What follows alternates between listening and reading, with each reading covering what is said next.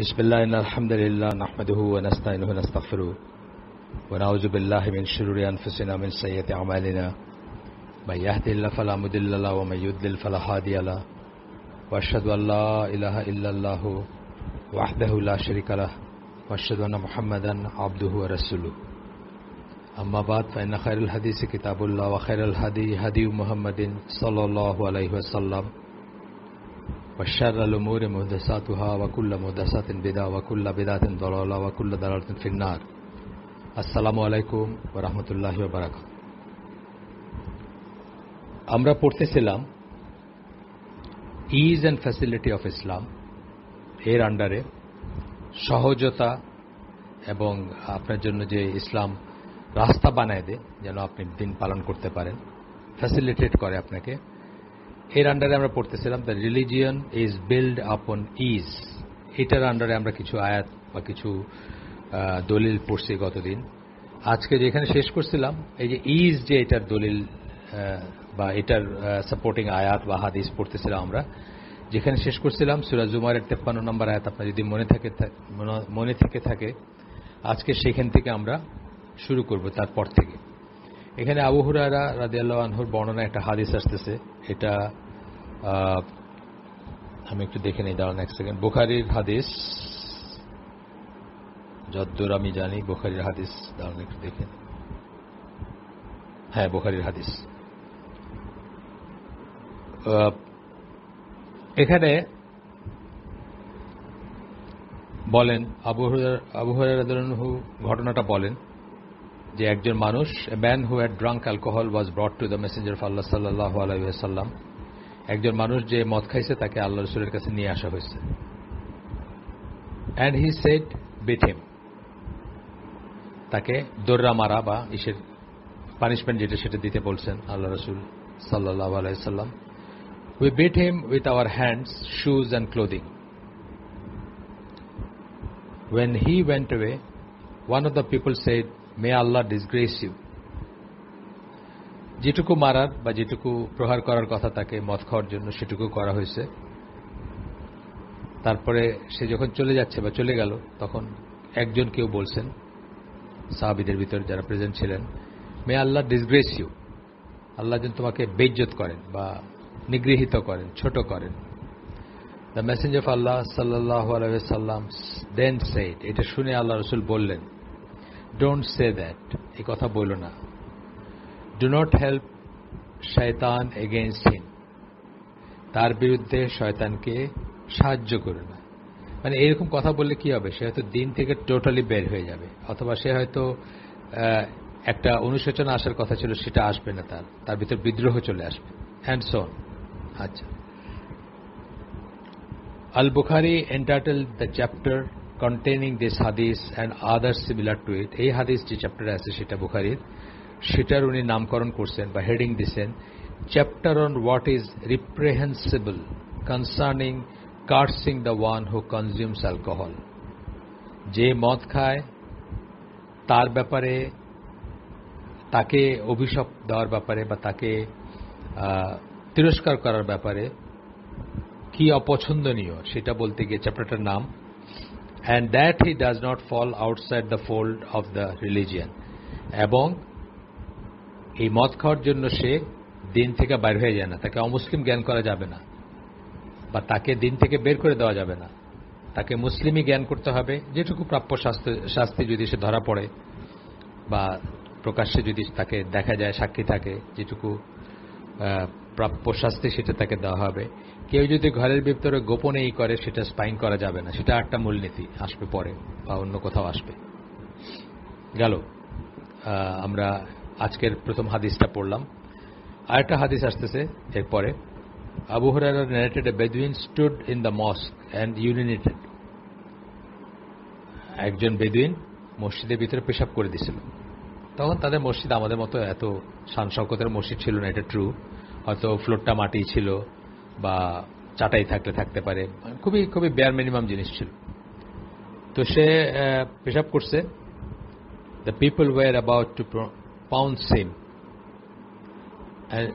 and the messenger of Allah sallallahu alaihi wasallam told them, my মানুষ তাকে almost করতে গেছিল, মানে মারতে গেছিল বা তিরস্কার করতে গেছিল, আল্লাহ রাসূল সাল্লাল্লাহু আলাইহি ওয়াসাল্লাম তখন বললেন, লিভ হিম, তাকে ছেড়ে দাও, and pour a container of vessel full of water over his urine, এবং পেশাবটাকে উপরে এক কন্টেনার পানি করে দাও, মানে পরিষ্কার করে দাও, সোজা কথা, নাপাকি চলে যাক। Certainly you have been sent to be easy on the people and not to be hard on them.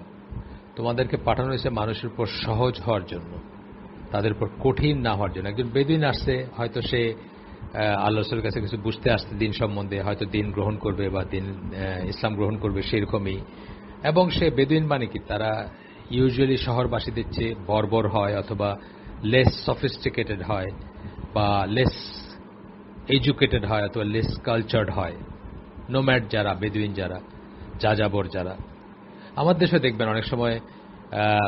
অনেক সময় মানে একটা বাইরের থেকে, মফস্বল থেকে যে আসছে, সে হয়তো ওইরকমই করে না, মানে ওইরকম ম্যানার্সগুলো জানে না। আমি সেদিনই একজনকে গল্পচ্ছলে বলতেছিলাম যে আমাদের সময় ঢাকা কলেজে, আমরা যখন ঢাকা কলেজে পড়ি, তো আমাদের আর্টসের যে বন্ধুরা ছিল, তাদের ক্লাসে একজন আপা ছিলেন, উনি মারা গেছেন, আল্লাহ ওনাকে জান্নাত নসিব করুন। ভালো মহিলা ছিলেন, বিশ্বাসী মহিলা ছিলেন, এবং ভালো ছিলেন, মানে পড়াশোনায় ভালো ছিলেন বা খুব পরিশীলিত ছিলেন।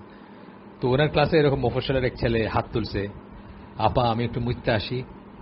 তো উনি বলছেন, ছি ছি ছি, তোমরা বাংলাদেশের শ্রেষ্ঠ কলেজে পড়তে আসছো, তোমরা কি ল্যাঙ্গুয়েজটাও জানো না একজন ভদ্রমহিলার সাথে কিভাবে কথা বলতে হয়? এটা যে আমার একটা জাস্ট আমার মনে আসলো, আমি বলতেছি আপনাদেরকে। এটা জাস্ট ওই ছেলের নামও মনে নাই, কে ছিল তাও মনে নাই। আমি জাস্ট একটা উদাহরণ দিচ্ছি যে মানুষ অনেক সময় একটা খারাপ জিনিস মিন না করেও করে ফেলতে পারে। তখন কি হবে, তাদেরকে অ্যাকোমোডেট করতে হবে, তাদেরকে ক্ষমার সুন্দর চোখ দৃষ্টিতে দেখতে হবে। মানে মসজিদে পেশাব করা, এটা তো একটা বেশ বড় একটা ক্রাইম আসলে। কিন্তু আল্লাহ রাসূল সাল্লাল্লাহু আলাইহি ওয়াসাল্লাম তাকে অ্যাকোমোডেট করলেন, সে জানে না বা সে বুঝে নাই কি করছে সে, ঠিক আছে, তাকে করো এটা। আর বললেন, মানুষজনকে বললেন, সাহাবীদেরকে বললেন যে তোমাদেরকে কিন্তু you have been sent to be easy on the people and not to be hard on them, তাদের উপর কঠিন হয়েও না। The prophet made it clear to them that they are abusing the person and almost pouncing him. মানে আল্লাহ রাসূল তাদের কাছে পরিষ্কার করে দিলেন যে তারা যে তাকে গালিগালাজ করতেছিলেন বা তিরস্কার করতেছিলেন এবং মারতে গেছিলেন almost, upon him are types of harshness, এগুলা হচ্ছে কঠোরতা, কঠিন ব্যবহার, শক্ত ব্যবহার, which contradict the ease and simplicity of the faith, যেটা ইসলামের যে সহজতা আছে তার বিরুদ্ধে যায়। আচ্ছা, আরেকটা আসতেছে, আরেকটা হাদিস আসতেছে, আমরা পড়ি। মুয়াবিয়া ইবন আল হাকাম আল সালামি, এটা আরেকজন মুয়াবিয়া, হি ওয়াজ এ নোবেল কম্পেনিয়ন। কে এটা বলে দিচ্ছেন? From the tribe of Salem, ইনি আবু সুফিয়ানের ছেলে, মুয়াবিয়া না। আল বুখারী সেইড, বুখারী তার সম্বন্ধে বর্ণনা করেন, হি অ্যাকম্পানিড দ্য প্রফেট সাল্লাল্লাহু আলাইহি ওয়াসাল্লাম and is considered one of the people of Hijaz. Ibn Hajar noted that his hadith is confirmed in Sahih Muslim. That is the hadith that is about to be presented above. এই বুখারী তাকে এই বলছেন এবং সহিহ মুসলিমের হাদিস সেটা এখন আসতেছে এখানে। আচ্ছা, আমরা দেখি কি বলছেন এখানে।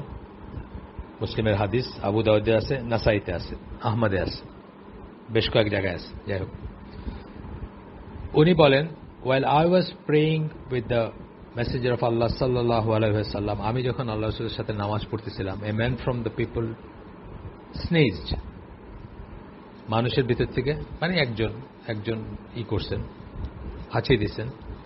I said, may Allah show you mercy, ইয়ারহামুক আল্লাহ বলি যে আমরা, সেটা উনি বলছেন আর কি, যেটা সুন্নাহ বলার। People began to glare at me, মানুষ চোখ বড় বড় করে তাকাইছে তার দিকে, বিকজ নামাজের ভিতরে বলছেন উনি। তখন উনি বলছেন যে একটাই আর কি, যেটা যে what is wrong with you that you are staring at me? They then started striking their hands against their thighs. তখন তারা মুখে কথা না বলে তাদের হাত দিয়ে থাইতে স্ট্রাইক করতে শুরু করছে। কারণ উনি তো নামাজের ভিতরে বলছেন কথাটা। I understood that they wanted me to be silent. উনি বুঝলেন যে তারা চাচ্ছে উনি চুপ করে যান। তখনও নামাজটা কিন্তু ফরমেটিভ স্টেজে আছে। এখনকার মতো নামাজেরও নানা রকম বিধিবিধান কমপ্লিট হইতে কিন্তু সময় লাগছে, সময় গেছে। আচ্ছা, আপনারা জানেন সেকেন্ড সেঞ্চুরি বলতেছে, সেকেন্ড ইয়ার অফ হিজরা, মানে হিজরি দ্বিতীয় সাল, যেটা আল্লাহ রসুল মদিনায় আসার পরে সেকেন্ড বৎসর যেটা, সেটাতে সাহাবীদের নিয়ে উনি জুমার নামাজে দাঁড়াইছেন। সিরিয়ার থেকে একটা কাফেলা আসছে, নানা রকম জিনিসপত্র নিয়ে, কমোডিটিস, রং তামাশা, খেল তামাশা, বা আসে না আমাদের দেশে যেরকম হঠাৎ কোথাও, এখন আর সেই অবস্থা নাই, কিন্তু হঠাৎ যদি কোথাও একটা বড় গ্রুপ অফ পিপল তাদের উট তখনকার কথা বলতেছি আমি, তাদের উট কমোডিটিস নিয়ে সরাসরি একটা বিদেশ থেকে আসছে, মানুষজন খুব আগ্রহী কি আছে কি আনছে দেখতে যাইতে। আল্লাহ রসুলকে ওইখানে খুতবায় দাঁড়া অবস্থায় রেখে বাল্ক অফ দেম, মানে যারা ছিলেন ওইখানে তারা বেশিরভাগই চলে গেছেন ওইখানে দেখতে যে কি হচ্ছে কি আসছে। এটা নিয়ে সূরা জুমা নাজিল হয়েছে, কিন্তু সূরা জুমার এটা ৬২ নম্বর সূরা, শেষ আয়াতটা দেখেন, এই কথা বলে কোরআন। তো এই পারফেকশন বা এই নামাজের একাগ্রতা বা পারফেকশন, অথবা যেভাবে আমরা পরে জানছি যে নামাজে তাদের কত ছিলেন, যে আলী রাদিয়াল্লাহু আনহুর কথা আসছে যে তীর বিঁধছে ওনার গায়ে, সেটা রিমুভ করার বেস্ট সময় ছিল যখন উনি সেজদাতে বা যখন নামাজে একাগ্রতায় আছেন উনি, তখন রিমুভ করলে উনি ব্যথা পাবেন না, বা উনি টের পাবেন না, অথবা উনি রিয়েক্ট করবেন না। এই তো যাই হোক, এই অবস্থায় উনি বলতেছেন যে I understood that they wanted me to be silent. আমি বুঝলাম যে তারা, অন্য যারা নামাজি ছিলেন, তারা আমাকে চুপ করতে বলতেছেন। When the Messenger of Allah sallallahu alaihi wasallam finished his prayer, যখন নামাজ শেষ হলো, and may my father and mother be sacrificed for him, এটা একটা এক্সপ্রেশন যে তিনি তার কত প্রিয় ছিলেন, এটা বোঝাইতে বলতেছেন যে আমার বাবা এবং মা যেন তার নামে কোরবানি হয় বা তার জন্য কোরবানি হয়। I have never seen any teacher before or after him who taught better than he did. আমি তার আগে, মানে এর আগে, মানে রসুলের আগে বা রসুলের পরে কোনো টিচারকে দেখি নাই যে তার চেয়ে ভালো শিক্ষা দিতে পারত। As he did not show any disgust for me, উনি মোটেই বিরক্তি বা মানে কি বলবো অসন্তুষ্টি দেখাইলেন না। Strike me or abuse me, পিটানো নাই আমাকে বা গায়ে হাত দেন নাই বা অ্যাবিউজও করেন নাই, গালিগালাজও করেন নাই। কিন্তু উনি কি বললেন? The mundane speech of people is not befitting for the prayer. দুনিয়াবি কথাবার্তা নামাজের ভিতর বলা ঠিক না। It should only consist of extolling Allah's perfection, extolling Allah's greatness and reciting Quran. অর্থাৎ আল্লাহর প্রশংসা, আল্লাহর পারফেকশন, আল্লাহর প্রেজ, যেগুলো আমরা পড়ি, তাসবিহ পড়ি না আমরা, বা পড়ি কি বলে সুবহান রাব্বিয়াল আলা, এগুলো কি? এগুলো তো আসলে আল্লাহর প্রশংসা, তাই না? সুবহান রাব্বিয়াল আযীম, এগুলো আল্লাহর প্রশংসা, আল্লাহর গ্রেটনেসই করি আমরা। অ্যান্ড রিসাইটিং দ্য কোরআন, আর কোরআন এর ভিতরেই থাকবে। দুনিয়াবি কথাবার্তা যেন আমরা না বলি। অর্থাৎ হাঁচি দিছে একজন, আমরা বললাম ইয়ারহামুকাল্লাহ, অথবা একজন বলল ইয়ারহামুকাল্লাহ, তাকে আরেকজন বলল চুপ করো, উনি বলে কেন আমার দিকে তাকায় আসো কেন, এরকম করে। এই সমস্ত কিছুকে বুঝাইতেছেন যে এইসব কথাবার্তা হবে না, নামাজের ভিতর কোনো কথাবার্তা হবে না, সোজা কথা। These hadiths are but a practical picture that show the manner of the Prophet sallallahu alaihi wasallam in dealing with sinners and violators. এই হাদিস একটা বাস্তব চিত্র দেয় আমাদেরকে যে কিভাবে তিনি কোন গুনাহগার অথবা ভায়োলেটর, মানে যে সীমা লঙ্ঘন করছে বা নিয়ম ভাঙছে, তাকে উনি কিভাবে ট্রিট করছেন। Otherwise, all of the religion is evidence that the sinner is not to be dealt with by being accused of disbelief. If such a person is to be punished, he is punished by the had. বলতেছেন যে এছাড়াও পুরা দিনই আমাদেরকে শিক্ষা দেয় বা দলিল দেয় আমাদেরকে যে একজন গুনাহগারকে আমরা যেন কাফের বা অবিশ্বাস হিসেবে ট্রিট না করি, বরং এরকম যদি কিছু করেই থাকে কেউ এবং তার জন্য যদি শাস্তি দিতে হয়, he is punish by the হাদ, তাকে কি দিয়ে পানিশমেন্ট দেওয়া হয়? ডিফাইন্ড যে পানিশমেন্ট আছে, আল্লাহ যে পানিশমেন্ট নির্ধারণ করে দিয়েছেন সেটা দিয়ে। যেভাবে ওই যে মদ্যপ মানুষ যিনি, তাকে যে কয়বার মারার কথা বা যে কয়টা দৌড়া মারার কথা বা যা করার কথা সেটা করার পরে উনি বলছেন যে তাকে ছেড়ে দাও, শয়তানকে সাহায্য করো না তার বিরুদ্ধে, অর্থাৎ তাকে আর কিছু বলার দরকার নাই, আর কিছু বললে তাকে দিন থেকে বাইর করে দিতে প্ররোচিত করো না বা বাইর করে দেওয়ার রাস্তা করে দিও না। And that acts as an expiation and purifying act for him, as well as a means of purification for society as a whole. এবং ওই যে পানিশমেন্টটা, হাত পানিশমেন্টটা, চুরি করলে হাত কাটা, জিনা করলে যেটা বা যেটা করলে যেটা, যা আছে বলা আছে, ডিফাইন্ড আছে, সেটাই তার কাফফারা হয়ে যায়। এক্সপ্রেশন মানে হচ্ছে কাফফারা, কাফফারা হয়ে যায় এবং তাকে পবিত্র করে দেয়, purifying act for him, as well as a means of purification of society as a whole, এবং সমাজকেও পিউরিফাই করে দেয় সেটা। একটা চোর চুরি করলো, তার হাত কাটা হইলো, ধরেন ইসলামিক স্টেটে কতগুলো ক্লজ আছে বা কতগুলো নিয়ম আছে, যা হইলে তার হাত কাটা হবে। এবং কে কাটবে? টম ডিক অ্যান্ড হ্যারি না, রাষ্ট্রযন্ত্র তাদের কাজই, তাদেরই অর্ডার করবে, তাই সেই মতো করে কাটা হবে যদি কাটা হয়। তাতে কি হবে? তারও এক্সপ্যাশন হইল, কাফফারা হইল, সে পিউরিফাইড হইল, সে পরপর একদম স্বাভাবিক একজন সিটিজেন, আর তাকে কিছু বলা যাবে না। তার কারণ হচ্ছে এক এসে দুইবার শাস্তি হবে না বা লিমিটের বেশি শাস্তি হবে না। এবং অনেক সময় আমরা জানি, পরে এখানে আসবে কিনা আমার মনে নাই, যে অনেক সময় আপনার সাহাবীরা বা ইরা কি বলে, মানে সেই সময়কার সিটিজেন যারা, তারা জিনা করছেন, করে এসে আল্লাহ রাসূল শুনতে চান নাই, তারপরে ইনসিস্ট করে তাকে শোনাইছেন, শোনায় চাইছেন যে এই দুনিয়াতেই তার শাস্তি হয়ে যাক, যাতে আল্লাহর সামনে, মানে হট পানিশমেন্ট, অর্থাৎ তার মৃত্যুদণ্ড হবে, পাথর বর্ষণে মৃত্যু হবে বা যাই হোক, যাতে আল্লাহর সামনে উনি নিষ্পাপ হিসাবে ওঠেন, বা এই গুনার জন্য যেন দুইবার শাস্তি না, মানে ওইখানে যেন শাস্তি না, এখানে হয়ে যায়। আমরা কিন্তু উল্টাটা প্রেফার করি, তাই না? আমরা সুখটা প্রেফার করি এইখানের, আর শাস্তিটা প্রেফার করি ওইখানে। নাউজুবিল্লাহ, মানে আমাদের ইমান নাই অথবা খুব দুর্বল, খুবই দুর্বল বা খুবই উইক দেখে আমরা কি করি? আমরা সুখটা প্রেফার করি এইখানেই যত সুখ আমরা করে নিই, আর শাস্তিটা প্রেফার করি ডেফার্ট, ওইখানে হোক, যাকে এখানে আপাতত আমরা বেঁচে যাই। কিন্তু ওনারা উল্টাটা করতেন। যাই হোক, এরপরে বলতেছেন যে if Allah conceals his act and he repents to Allah, then his matter rest with Allah. আর এইরকম গুনাহও যদি কেউ যদি আল্লাহ যদি লুকায় ফেলেন কারোটা, অর্থাৎ সেটা যদি প্রকাশ্যে না হয়, যেমন জিনা করতে কেউ তাকে দেখে নাই, মদ খাইতে কেউ কোনো সাক্ষী নেই, কেউ তাকে দেখে নাই, তাইলে এই ব্যাপারটা আল্লাহর উপর রইল। If Allah wills he may forgive him, আল্লাহ চাইলে তাকে মাফ করে দিবেন। and if he so wills he may punish him, অথবা তাকে শাস্তি দিবেন। উবাদা ইবন সামিদ said, আরেকজন সাহাবীর কথা বলতেছেন, we were with the messenger of Allah sallallahu alaihi wasallam in a gathering, আমরা বসেছিলাম আল্লাহর রাসূলের সাথে, and he said, pledge allegiance to me that you will not associate any partner with Allah, nor will you steal, nor will you commit illegal sexual intercourse. And he read the verse.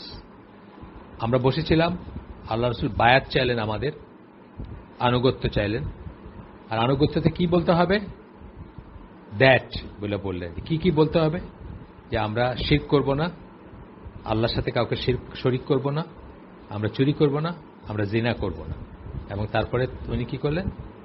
এরপরে রাসূল সাল্লাল্লাহু আলাইহি ওয়াসাল্লাম পুরা একটা আয়াত পড়লেন, সূরা মুমতাহিনার 12 নম্বর আয়াত, যেখানে আল্লাহ বলতেছেন, whoever fulfills that will have his reward with Allah, whoever falls into any of those acts and is punished,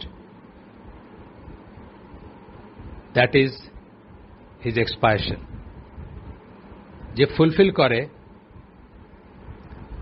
কোন একটা ডিউটি বা আল্লাহর প্রতি যে তার ডিউটি ফুলফিল করে, সে আল্লাহর কাছে পুরস্কার পাবে। যে যার শর্টেজ হয়, যে মানে যে যার ত্রুটি হয়, এনি অফ দোজ অ্যাক্টস, ত্রুটি হয়ে যায় অ্যান্ড ইজ পানিশড এবং তারপর শাস্তি হয়, দ্যাট ইজ হিজ এক্সপায়াশন, ওইটা হচ্ছে তার কাফফারা। And whoever falls into any of those acts and Allah conceals it for him, এবং কেউ যখন ওইগুলা যেগুলো সম্বন্ধে আল্লাহ পানিশমেন্টের ঘোষণা দিচ্ছেন সেই সমস্ত কাজ করতে গিয়ে কেউ যখন করে কিন্তু আল্লাহ সেটা লুকায় ফেলেন বা আল্লাহ সেটাকে প্রকাশ হইতে দেন না অথবা তারটা কেউ জানে না, এটাই বোঝানো হয়েছে এখানে। দেন ইফ হি উইল, আল্লাহ যদি চান, বড় হাতের H, then if he wills he may forgive him and if he wills he may punish him. আল্লাহ যদি চান তাহলে তাকে মাফ করে দিতে পারেন, অথবা আল্লাহ যদি চান তাকে পানিশমেন্ট দিতে পারেন বা শাস্তি দিতে পারেন। এটা পড়লেন আল্লাহ রাসূল সাল্লাল্লাহু আলাইহি ওয়াসাল্লাম, এই আয়াতটা পড়লেন সূরা মুমতাহিনা 12 নম্বর আয়াত। আচ্ছা, এরপরের হাদিসটা হচ্ছে জাবির বিন আব্দুল্লাহ রাদিয়াল্লাহু আনহুর বর্ণনায় আল্লাহ রাসূল সাল্লাল্লাহু আলাইহি সাল্লাম বলেন, Allah did not send me as someone causing hardship for the people. আল্লাহ আমাকে এমন একজন মানুষ করে পাঠান নাই যে মানুষের জন্য সবকিছুকে কঠিন করে দিবে, শক্ত করে দিবে। Or one who seeks out their mistakes, অথবা একজন যে তাদের দোষ খুঁজে বেড়াবে, যেটা ইহুদিদের বেলায় বলা হয় আর কি, যে শক্ত এবং দোষ সবকিছুতে নিটিগ্রিটি বা সবকিছুতে মানে ফর্মালিজম আর কি। But Allah has send me as a teacher and one who brings is to the people. কিন্তু আল্লাহ আমাকে একজন শিক্ষক হিসেবে পাঠাইছেন যে তার মানুষের কাছে বা তার মানুষের জন্য বা যাদের কাছে তাকে পাঠানো হয়েছে বা তার অনুসারী যারা তাদের জন্য ব্রিংস ইজ, তাদের জন্য সবকিছু সহজ করে দেয়। এটা হচ্ছে আপনার মুসলিমের হাদিস এখন এই মুহূর্তে যেটা পড়লাম। In addition to the above, এই উপরে যে আমরা পড়ছি, the following 2 points further indicate the is of this religion. এই যা পড়লাম আমরা দলিলগুলা, তারপরে আর 2টা পয়েন্ট বলতে যাচ্ছেন, যে 2টা পয়েন্ট থেকে আমরা বুঝবো যে আমাদের দিনটা কত সহজ বা সহজ ছিল বা আছে বা থাকার কথা। প্রথম 1 number, there is the sanctioning of exceptions to general rules that make matters easier upon people. General রুলের এক্সেপশন আছে, অনেক কিছুতে আছে, আমি পরে বলবো সেটা। যাই হোক, this is something definitive and known by necessity to be the part of religion, যেটাকে আমরা রুখসাত বলি অনেক সময়, যে সাধারণত একটা জিনিস প্রযোজ্য কিন্তু এক্সেপশনাল কেসে একটা অন্য জিনিস প্রযোজ্য। আমরা একটা উদাহরণ বলবো, উদাহরণ সহকারে বলবো। আচ্ছা, তারপরে বলতেছেন, this form of the law definitely indicates the goal of removing hardship and difficulties. এটা কি করে? আমাদের শরিয়া, আমরা কি বলি, শরিয়া আসছে আমাদেরকে প্রিজার্ভ করতে। 5টা জিনিস বলা হয়, 5 প্রিন্সিপালস প্রিজার্ভ করতে, আমাদের জীবন, আমাদের ইজ্জত, আমাদের দিন, এই ধরনের 5টা জিনিস করতে আসছে শরিয়া।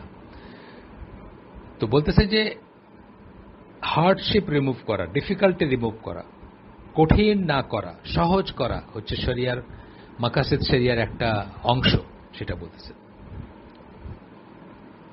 If the goal of Sharia were to overburden and cause hardship, যদি শরিয়ার উদ্দেশ্য হইতো যে আমাদের উপর বোঝা চাপায় দেওয়া এবং কষ্ট চাপায় দেওয়া, there would have been no easing exceptions and lightening of burdens.